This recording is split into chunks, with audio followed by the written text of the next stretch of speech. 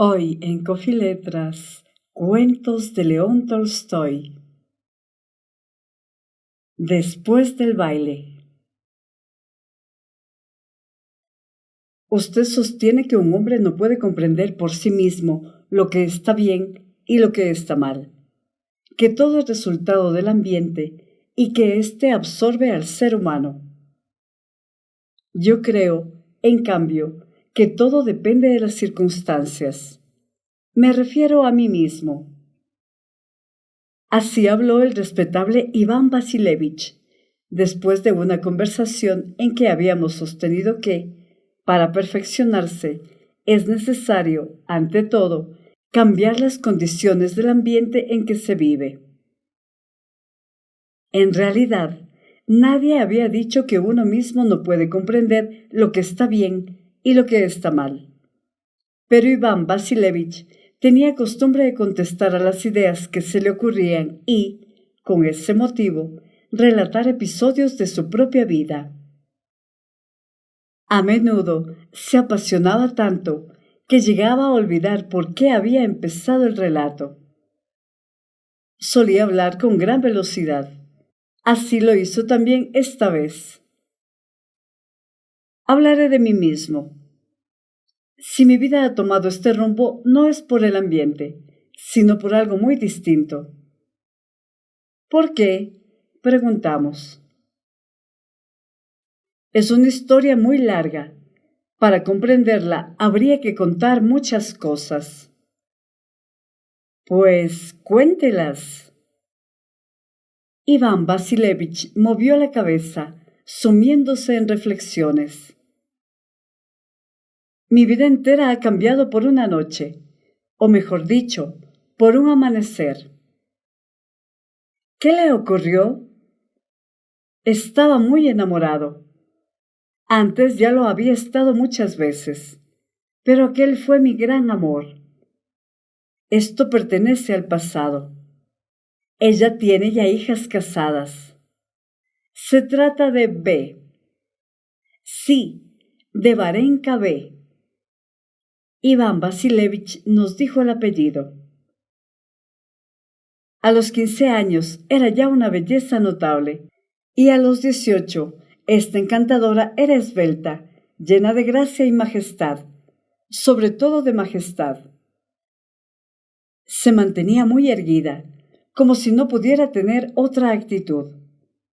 Llevaba la cabeza alta, lo que, unido a su belleza y a su estatura, a pesar de su extremada delgadez, le daba un aire regio que hubiera infundido respeto, a no ser por la sonrisa, alegre y afectuosa, de sus labios y de sus encantadores brillantes ojos. Todo su ser emanaba juventud y dulzura. ¡Qué bien la describe, Iván Vasilievich! Por mucho que me esmere, nunca podré hacerlo de modo que comprendan ustedes cómo era. Lo que voy a contarles ocurrió entre los años 1840 y 1850. En aquella época, yo era estudiante de una universidad de provincia. No sé si eso estaba bien o mal, pero el caso es que, por aquel entonces, los estudiantes no tenían círculos ni teoría política alguna. Éramos jóvenes y vivíamos como le es propio a la juventud. Estudiábamos y nos divertíamos. Yo era un muchacho alegre y vivaracho y, además, tenía dinero. Poseía un magnífico caballo. Paseaba en trineo con las muchachas. Aún no estaba de moda patinar. Me divertía con mis camaradas y bebía champaña. Si no había dinero, no bebíamos nada, pero no como ahora, que se bebe vodka. Las veladas y los bailes constituían mi mayor placer. Bailaba perfectamente y era un hombre bien parecido. No se haga el modesto, lo interrumpió una dama, que estaba entre nosotros. Hemos visto su fotografía de aquella época. No es que estuviera bastante bien, era un hombre muy guapo. Bueno, como quiera, pero no se trata de eso.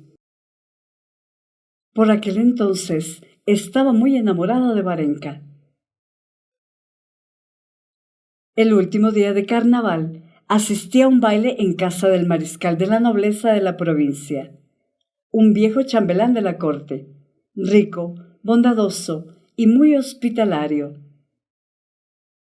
Su mujer, tan amable como él, recibió a los invitados luciendo una diadema de brillantes y un vestido de terciopelo, que dejaba al descubierto su pecho y sus hombros, blancos y gruesos, que recordaban los retratos de la emperatriz Elisaveta Petrovna.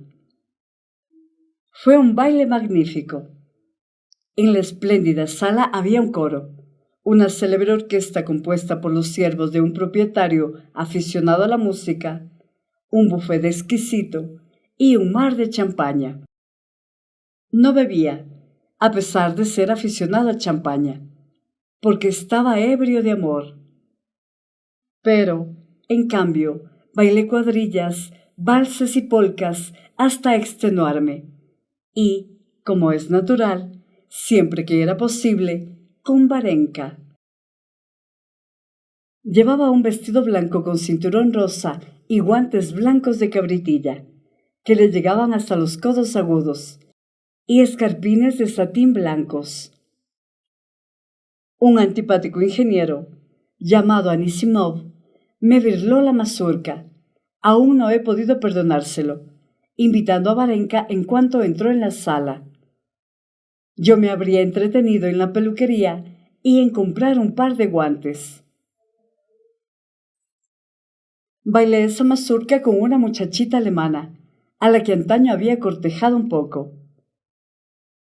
Me figuro que aquella noche fui muy descortés con ella.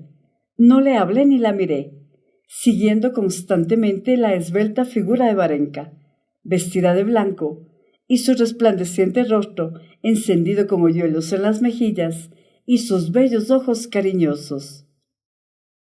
Y no era el único.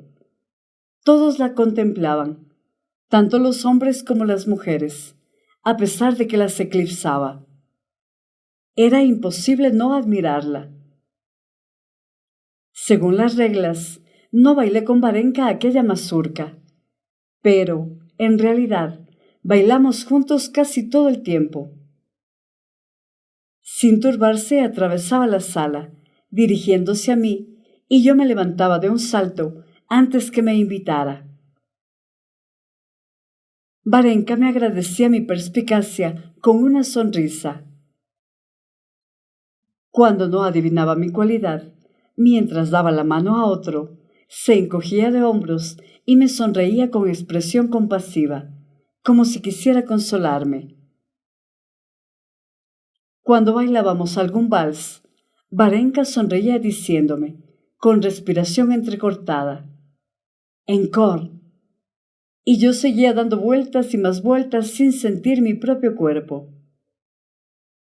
¿Cómo no lo iba a sentir? Supongo que, al enlazar el talle de Varenka, hasta sentiría el cuerpo de ella, dijo uno de los presentes. Súbitamente, Iván Vasilevich enrojeció y exclamó, casi a voz en grito: «Así son ustedes, los jóvenes de hoy día. No ven nada excepto el cuerpo. En nuestros tiempos era distinto. Cuanto más enamorado estaba, tanto más inmaterial era Varenka para mí. Ustedes solo ven los tobillos, las piernas y otras cosas. Suelen desnudar a la mujer de la que están enamorados. En cambio, para mí, como decía Alfonso Carr, qué buen escritor era, el objeto de mi amor se aparecía con vestiduras de bronce. En vez de desnudar a la mujer, tratábamos de cubrir su desnudez, lo mismo que el buen hijo de Noé. Ustedes no pueden comprender esto». «No le haga caso, siga usted», intervino uno de nosotros. Bailé casi toda la noche, sin darme cuenta de cómo pasaba el tiempo. Los músicos le repetían sin cesar el mismo tema de una mazurca, como suele suceder al final de un baile. Los papás y las mamás que jugaban a las cartas en los salones se habían levantado ya, en espera de la cena, y los lacayos pasaban, cada vez con mayor frecuencia, llevando cosas. Eran más de las 2 de la madrugada. Era preciso aprovechar los últimos momentos. Volví a invitar a Varenka y bailamos por 100ª vez. ¿Bailará conmigo la primera cuadrilla después de cenar?, le pregunté, mientras la acompañaba a su sitio. Desde luego, si mis padres no deciden irse enseguida, me replicó con una sonrisa. No lo permitiré, exclamé. Devuélvame el abanico, dijo Varenka. Me da pena dárselo, contesté, tendiéndole su abanico blanco, de poco valor. Tenga, para que no le dé pena, exclamó Varenka, arrancando una pluma que me entregó. La cogí, pero únicamente pude expresarle mi agradecimiento y mi entusiasmo con una mirada. No solo estaba alegre y satisfecho, sino que me sentía feliz y experimentaba una sensación de beatitud. En aquel momento yo no era yo, sino un ser que no pertenecía a la tierra, que desconocía el mal y solo era capaz de hacer el bien. Guardé la pluma en un guante y permanecí junto a Varenka, sin fuerzas para alejarme. Fíjese, quieren que baile con papá, me dijo señalando la alta figura de su padre, un coronel con charreteras plateadas, que se hallaba en la puerta de la sala con la dueña de la casa y otras damas. Varenka, ven aquí, oímos decir a aquella. Varenka se acercó a la puerta y yo la seguí. Ma chérie, convence a tu padre para que baile contigo. Ande, haga el favor, Piotr Vasilevich, añadió la dueña de la casa, dirigiéndose al coronel. El padre de Varenka era un hombre erguido, bien conservado, alto y apuesto, de mejillas sonrosadas. Llevaba el canoso bigote a lo Nicolás I y tenía las patillas blancas y el cabello de las sienes peinado hacia adelante. Una sonrisa alegre, igual que la de su hija, iluminaba tanto su boca como sus ojos. Estaba muy bien formado. Su pecho, en el que ostentaba algunas condecoraciones, y sus hombros eran anchos, y sus piernas largas y delgadas. Era un representante de ese tipo de militar que ha producido la disciplina del emperador Nicolás. Cuando nos acercamos a la puerta, el coronel se negaba diciendo que había perdido la costumbre de bailar. Sin embargo, pasando la mano al costado izquierdo, desenvainó la espada que entregó a un joven servicial y, poniéndose el guante en la mano derecha, en aquel momento dijo con una sonrisa: «Todo debe hacerse según las reglas». Tomó la mano de su hija, se volvió de medio lado y esperó para entrar al compás. A las primeras notas del aire de la mazurca, dio un golpe con un pie, avanzó el otro, y su alta figura giró en torno a la sala, ora despacio y en silencio, ora ruidosa e intempestuosamente. Varenka giraba y tan pronto acortaba, tan pronto alargaba los pasos, para adaptarlos a los de su padre. Todos los asistentes seguían los movimientos de la pareja. En cuanto a mí, no solo los admiraba, sino que sentía un enternecimiento lleno de entusiasmo. Me gustaron sobre todo las botas del coronel, que no eran puntiagudas, como las de moda, sino antiguas, de punta cuadrada y sin tacones. Estás escuchando Coffee Letras con Eva Grijalva. Por lo visto, habían sido fabricadas por el zapatero del batallón. Para poder vestir a su hija y hacerla alternar, se conforma con unas botas de fabricación casera y no se compra las que están de moda, pensé, particularmente enternecido por aquellas puntas cuadradas. Sin duda, el coronel había bailado bien en sus tiempos, pero entonces era pesado y sus piernas no tenían bastante agilidad para los bellos y rápidos pasos que quería realizar. Sin embargo, dio 2 vueltas a la sala. Finalmente separó las piernas, volvió a juntarlas y, aunque con cierta dificultad, hincó una rodilla en tierra y Varenka pasó graciosamente junto a él con una sonrisa, mientras se arreglaba el vestido que se le había enganchado. Entonces todos aplaudieron con entusiasmo. Haciendo un esfuerzo, el coronel se levantó y, cogiendo delicadamente a su hija por las orejas, la besó en la frente y la acercó a mí, creyendo que me tocaba bailar con ella. Le dije que yo no era su pareja. Es igual, baile con Varenka, replicó, con una sonrisa llena de afecto, mientras colocaba la espada en la vaina.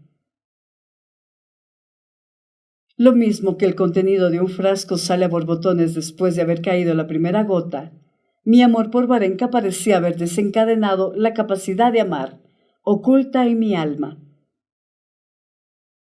En aquel momento, mi amor abarcaba el mundo entero. Quería a la dueña de la casa con su diadema y su busto semejante al de la emperatriz Elisabetta, a su marido, a los invitados, a los lacayos e incluso al ingeniero Anisimov, que estaba resentido conmigo.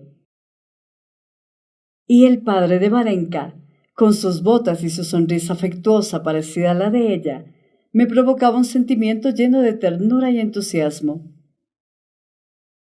Terminó la mazurca. Los dueños de la casa invitaron a los presentes a cenar, pero el coronel B no aceptó, diciendo que tenía que madrugar al día siguiente. Me asusté, creyendo que se llevaría a Varenka, pero ésta se quedó con su madre. Después de cenar, bailamos la cuadrilla que me había prometido. Me sentía infinitamente dichoso y, sin embargo, mi dicha aumentaba sin cesar. No hablamos de amor.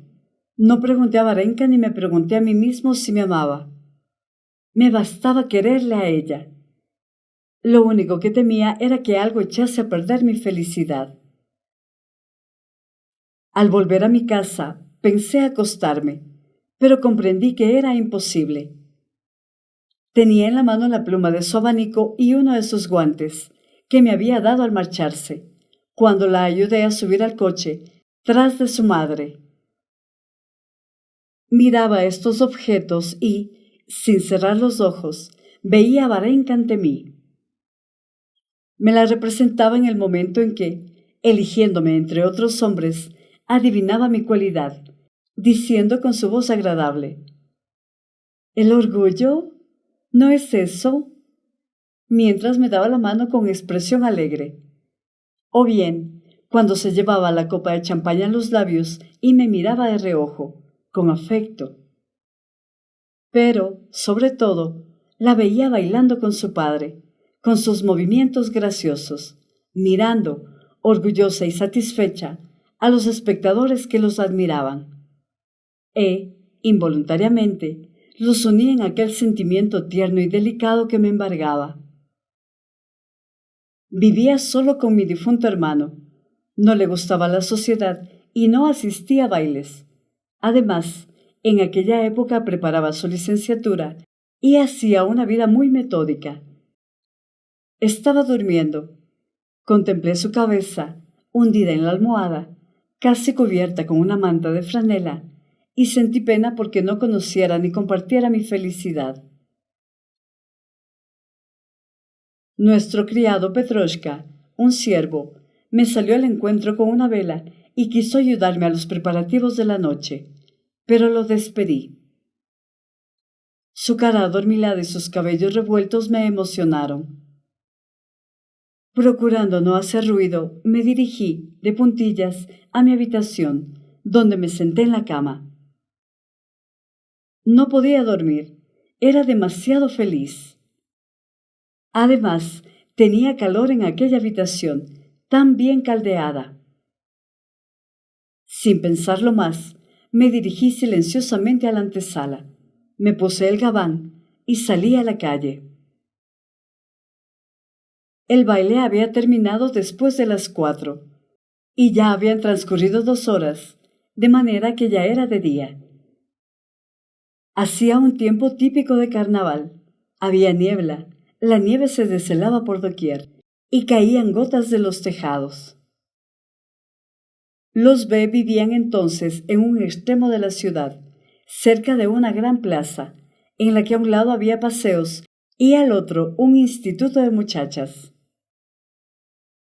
Atravesé nuestra callejuela, completamente desierta, desembocando en una gran calle, donde me encontré con algunos peatones y algunos trineos que transportaban leña.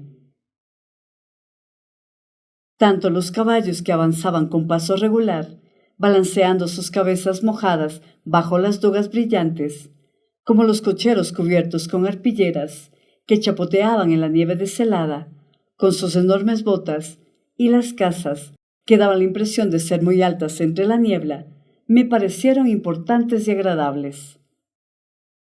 Cuando llegué a la plaza, al otro extremo, en dirección a los paseos, distinguí una gran masa negra y oí sones de una flauta y de un tambor. En mi fuero interno oía constantemente el tema de la mazurca, pero estos sones eran distintos. Se trataba de una música ruda y desagradable. ¿Qué es eso?, pensé, mientras me dirigía por el camino resbaladizo en dirección a aquellos sones. Cuando hube recorrido unos 100 pasos, vislumbré a través de la niebla muchas siluetas negras. Debían de ser soldados. Probablemente están haciendo la instrucción, me dije, acercándome a ellos en pos de un herrero con pelliza y delantal mugrientos, que llevaba algo en la mano. Los soldados, con sus uniformes negros, formaban 2 filas, una frente a la otra, con los fusiles en descanso. Tras de ellos, el tambor y la flauta repetían sin cesar una melodía desagradable y chillona. ¿Qué hacen?, pregunté al herrero que estaba junto a mí. Están castigando a un tártaro por desertor, me contestó con expresión de enojo, mientras fijaba la vista en un extremo de la fila. Miré en aquella dirección y vi algo horrible que se acercaba entre las 2 filas de soldados. Era un hombre con el torso desnudo, atado a los fusiles de 2 soldados que lo conducían. A su lado avanzaba un militar alto, con gorra y capote, que no me fue desconocido. Debatiéndose con todo el cuerpo chapoteando en la nieve, deshelada, la víctima venía hacia mí bajo una lluvia de golpes que le caían encima por ambos lados. Tan pronto se echaba hacia atrás y entonces los soldados lo empujaban. Tan pronto hacia adelante y, entonces, tiraban de él. El militar alto seguía, con sus andares firmes, sin rezagarse. Era el padre de Varenka, con sus mejillas sonrosadas y sus bigotes blancos. A cada vergajazo, el tártaro se volvía con expresión de dolor y de asombro hacia el lado de donde provenía, repitiendo unas palabras y enseñando sus dientes blancos. Cuando estuvo más cerca, pude distinguirlas. Exclamaba sollozando: «Hermanos, tengan compasión. Hermanos, tengan compasión».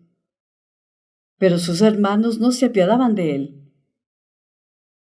Cuando la comitiva llegó a la altura en que me encontraba, el soldado que estaba frente a mí dio un paso con gran decisión y, blandiendo con energía el vergajo, que silbó, lo dejó caer sobre la espalda del tártaro. Este se echó hacia adelante, pero los soldados lo retuvieron y recibió un golpe igual desde el otro lado. De nuevo llovieron los vergajos, ora desde la derecha, ora desde la izquierda. El coronel seguía andando, a ratos miraba a la víctima, a ratos bajo sus propios pies. Aspiraba el aire y lo expelía, despacio, por encima de su labio inferior. Cuando hubieron pasado, vislumbré la espalda de la víctima entre la fila de soldados. La tenía magullada, húmeda y tan roja que me resistí a creer que pudiera ser la espalda de un hombre. «¡Oh, Dios mío!», pronunció el herrero. La comitiva se iba alejando. Los golpes seguían cayendo por ambos lados sobre aquel hombre, que se encogía y tropezaba. El tambor redoblaba lo mismo que antes y se oía el son de la flauta. Y lo mismo que antes, la apuesta figura del coronel avanzaba junto a la víctima. Pero, de pronto, se detuvo y, acercándose apresuradamente a uno de los soldados, exclamó: «Ya te enseñaré. ¿Aún no sabes azotar como es debido?». Vi cómo abofeteaba con su mano enguantada a aquel soldado atemorizado, enclenque y bajito, porque no había dejado caer el vergajo con bastante fuerza sobre la espalda enrojecida del tártaro. «¡Que traigan vergajos nuevos!», ordenó. Al volverse se fijó en mí y, fingiendo que no me había conocido, frunció el ceño, con expresión severa e iracunda, y me dio la espalda. Me sentí tan avergonzado como si me hubiesen sorprendido haciendo algo reprensible. Sin saber dónde mirar, bajé la vista y me dirigí apresuradamente a casa. Durante el camino, no cesaba de oír el redoble del tambor, el son de la flauta, las palabras de la víctima: «Hermanos, tengan compasión», y la voz irritada y firme del coronel gritando: «¿Aún no sabes azotar como es debido?». Una angustia casi física, que llegó a provocarme náuseas, me obligó a detenerme varias veces. Me parecía que iba a devolver todo el horror que había producido aquel espectáculo. No recuerdo cómo llegué a casa ni cómo me acosté. Pero en cuanto empecé a conciliar el sueño, volví a oír y a ver aquello y tuve que levantarme. El coronel debe saber algo que yo ignoro, pensé. Si supiera lo que él sabe, podría comprender y no sufriría por lo que acabo de ver. Pero, por más que reflexioné, no pude descifrar lo que sabía el coronel. Me quedé dormido por la noche y solo después de haber estado en casa de un amigo, donde bebí hasta emborracharme. ¿Creen ustedes que entonces llegué a la conclusión de que había presenciado un acto reprensible? Nada de eso. Si esto se hace con tal seguridad, y todos admiten que es necesario, es que saben algo que yo ignoro, me decía, procurando averiguar lo que era. Sin embargo, nunca lo conseguí. Por tanto, no pude ser militar como había sido mi deseo. Tampoco pude desempeñar ningún cargo público, ni he servido para nada, como ustedes saben. «Bien conocemos su inutilidad», exclamó uno de nosotros. «Es mejor que nos diga cuántos seres inútiles existirían, a no ser por usted». «¡Qué tonterías!», replicó Iván Vasilevich, con sincero enojo. «¿Y qué pasó con su amor?», preguntamos. «Mi amor, desde aquel día empezó a decrecer. Cuando Varenka y yo íbamos por la calle y se quedaba pensativa, con una sonrisa, cosa que le ocurría a menudo, inmediatamente recordaba al coronel en la plaza, y me sentía violento y a disgusto. Empecé a visitarla con menos frecuencia. Así fue como se extinguió mi amor. Ya ven ustedes cómo las circunstancias pueden cambiar el rumbo de la vida de un hombre. Y usted dice... Concluyó. Coffee Letras, literatura con voz de mujer.